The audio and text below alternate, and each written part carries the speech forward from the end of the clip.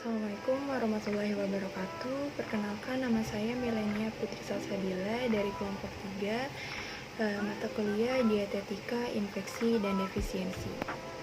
Pada video kali ini kami akan sedikit membahas mengenai apa itu penyakit hepatitis. Penyakit hepatitis atau yang biasa kita kenal dengan penyakit liver atau penyakit kuning merupakan kondisi di mana terjadinya peradangan pada hati atau liver yang biasanya disebabkan oleh infeksi suatu virus atau kondisi penyakit tertentu seperti penyakit autoimun ataupun kondisi lain seperti kebiasaan mengkonsumsi minuman beralkohol. Penyakit hepatitis itu sendiri terbagi menjadi 5 macam, yaitu hepatitis A, hepatitis B, C, D, dan E.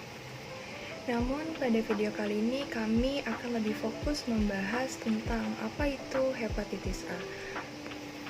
Hepatitis A ini bisa terjadi karena seseorang terinfeksi virus hepatitis A atau yang biasa disebut dengan HVA. Nah, hepatitis A ini biasa ditularkan melalui oral, melalui makanan ataupun minuman yang sudah terkontaminasi dengan virus hepatitis A. Gejala hepatitis A pada orang dewasa biasanya akan mengalami demam, anoreksia, nausea, dan adanya gangguan pada bagian abdomen. Sedangkan pada gejala hepatitis pada anak-anak biasanya akan terjadi secara asimptomatis atau hanya gejala penyakit ringan saja. Beberapa parameter biokimia yang biasa digunakan untuk mengetahui apakah seorang pasien terinfeksi virus hepatitis adalah dengan menggunakan parameter pemeriksaan biokimia SGOT dan SGPT. Kedua parameter ini berfungsi untuk melihat apakah sel-sel pada hati itu mengalami kerusakan atau tidak. Karena jika pada sel-sel hati mengalami kerusakan, maka parameter biokimia SGOT dan SGPT tentunya akan mengalami peningkatan.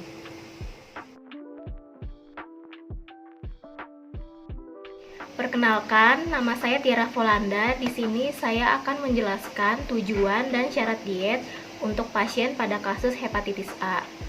Tujuannya yang pertama yaitu meningkatkan regenerasi jaringan hati dan mencegah kerusakan lebih lanjut atau meningkatkan fungsi jaringan hati yang tersisa. Yang kedua itu mencegah penurunan berat badan atau meningkatkan berat badan bila kurang. Yang ketiga itu memberikan penyuluhan gizi. Dan adapun syarat dietnya yaitu yang pertama, energi cukup diberikan sesuai dengan kebutuhan yaitu 1859,5 kilokalori.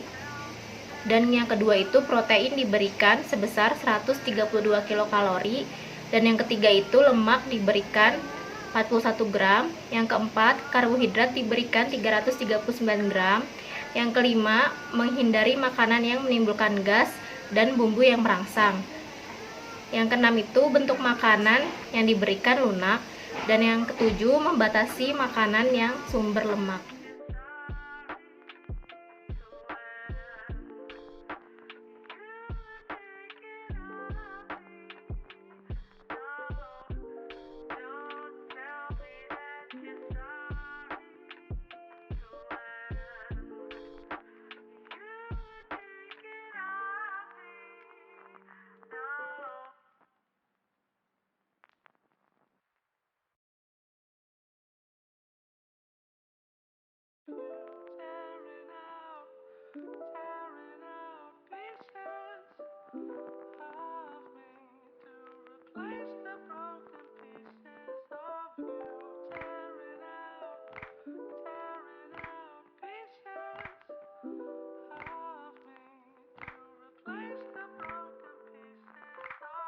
Pada kali ini saya akan mengevaluasi hasil sensori dari pemilihan menu makan sarapan yang sudah kami pilih. Yang pertama ada bubur ayam. Yang kedua ada sayur bayam. Dan kita memilih semangka sebagai buahnya. Pertama kita coba bubur ayamnya. Bubur ayam yang kami buat sengaja tidak menggunakan kuah kuning dikarenakan kuah kuning mengandung banyak lemak yang tentunya tidak baik untuk pasien dengan penyakit hepatitis.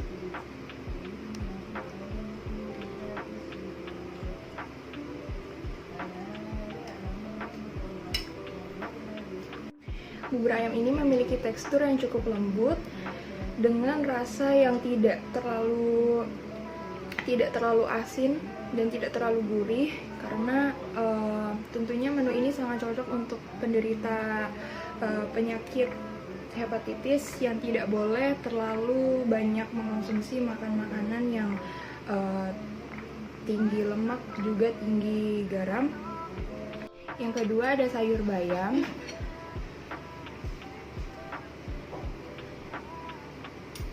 Sayur bayam ini sengaja kami buat tidak terlalu layu karena tentunya jika terlalu layu akan membuat kandungan zat gizi pada bayam akan hilang dan berkurang. Rasa sayur bayam ini sendiri tidak terlalu kuat garam karena pada pasien dengan penyakit hepatitis tentunya mengalami gejala mual muntah serta gangguan tidak enak pada bagian abdomen karena garam mampu merangsang pencernaan. Saya Oktavianingsi. Di sini saya akan menjelaskan mengapa nasi tim, sayur bayam, dan buah semangka dijadikan sebagai menu makan pagi pada pasien hepatitis A. Yang pertama yaitu nasi tim. Nasi tim memiliki tekstur yang lembut sehingga tidak terlalu memperberat kerja lambung. Dan yang kedua yaitu sayur bayam. Sayur bayam memiliki zat besi dan sulfur yang dapat mendetoksifikasi kandung empedu dan menstimulasikan produk empedu hati dan kandung empedu, dan dapat membantu penyerapan dan pencernaan lemak. Dan yang terakhir yaitu semangka. Semangka memiliki zat antioksidan yaitu likopen yang dapat menghambat perkembangan sel kanker pada hati. Biskuit merupakan makanan selingan yang cocok untuk diberikan pada pasien hepatitis A karena biskuit memiliki tekstur yang lembut ketika sudah dikunyah sehingga cocok untuk diberikan kepada pasien hepatitis A. Selanjutnya ada susu sapi.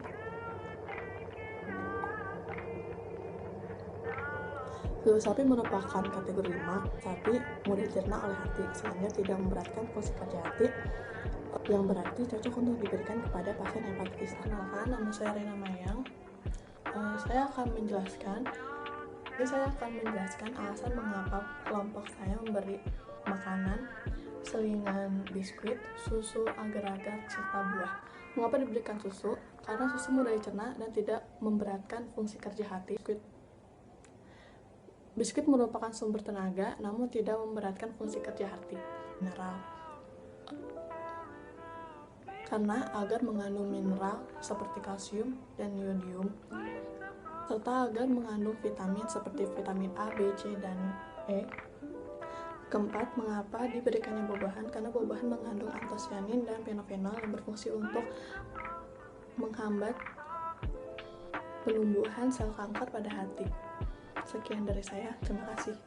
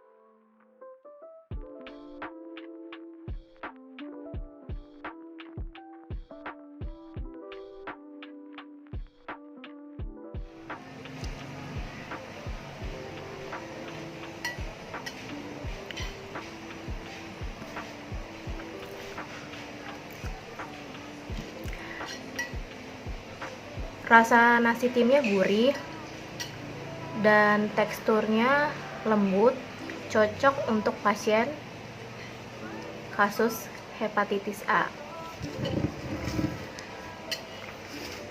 Dan yang kedua, saya akan mencicipi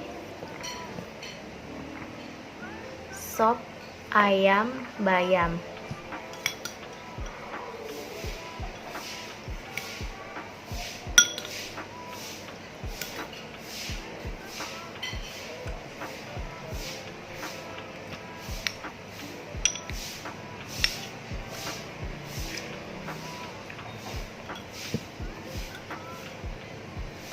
Rasa sopnya gurih dan tekstur pada wortel, ayam, dan bayamnya lembut. Cocok untuk pasien kasus hepatitis A. Saya Mia Santa Sadeva Azalea. Saya akan melanjutkan evaluasi sensori dari menu makan siang. Menu yang saya buat adalah semur tahu dan ada juga buah melon. Pertama saya akan mencicipi semur tahu.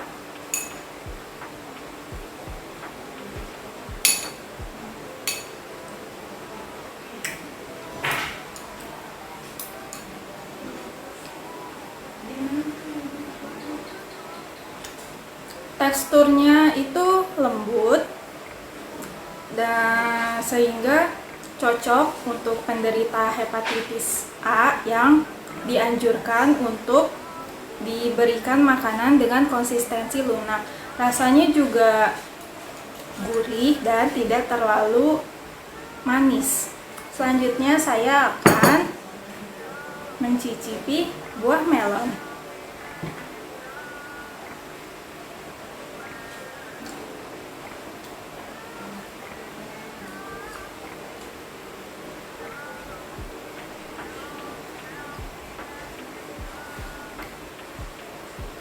Teksturnya itu empuk dan juga renyah, rasanya manis, cocok untuk penderita hepatitis.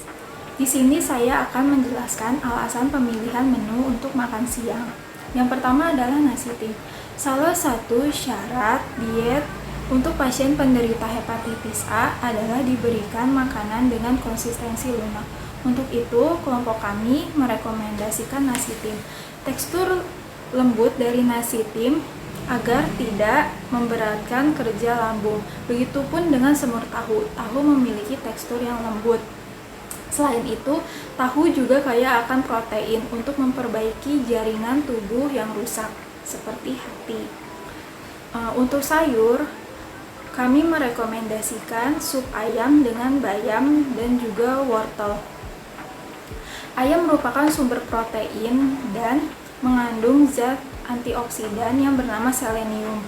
Selenium berfungsi untuk menghalau serangan radikal bebas yang menjadi pemicu utama terjadinya kerusakan pada sel-sel tubuh, terutama pada hati. Lalu bayam.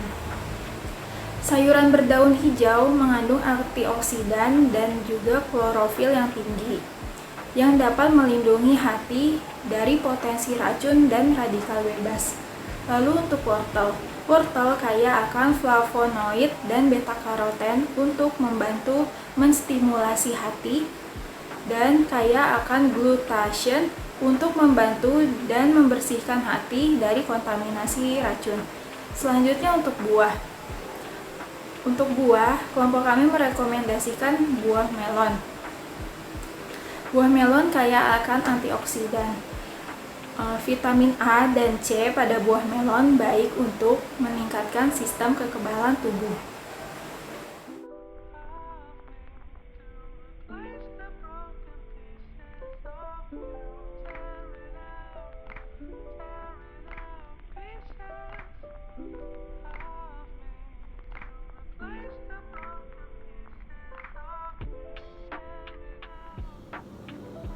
Di sini saya akan mencicipi puding buah yang telah saya buat. Puding ini kami berikan sebagai menu pada selingan.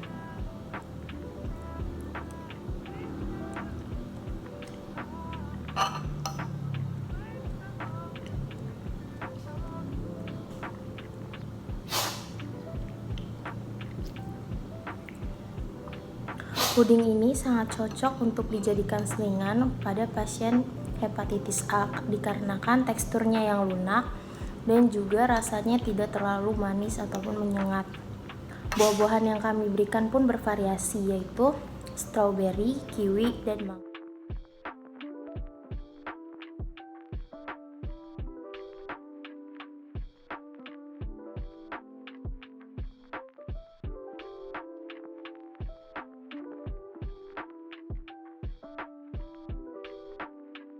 Ini adalah hasil nasi tim yang kami buat.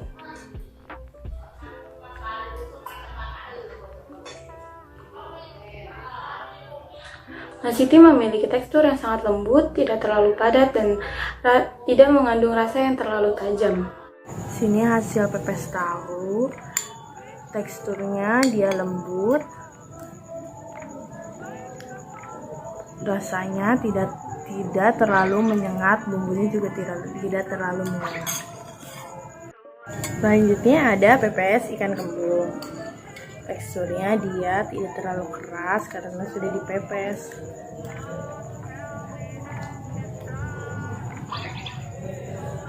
Aroma bumbunya juga tidak terlalu menyengat. Ini hasil untuk makan malam, yaitu tumis buncis dan jagung muda. Cobain ya.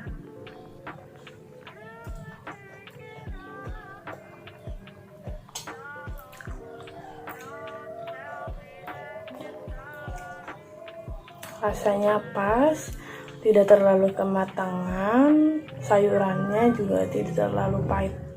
Alasan pemilihan menu makan malam untuk penderita hepatitis A diberikan nasi tim karena teksturnya yang lembut sehingga tidak memberatkan kerja lambung.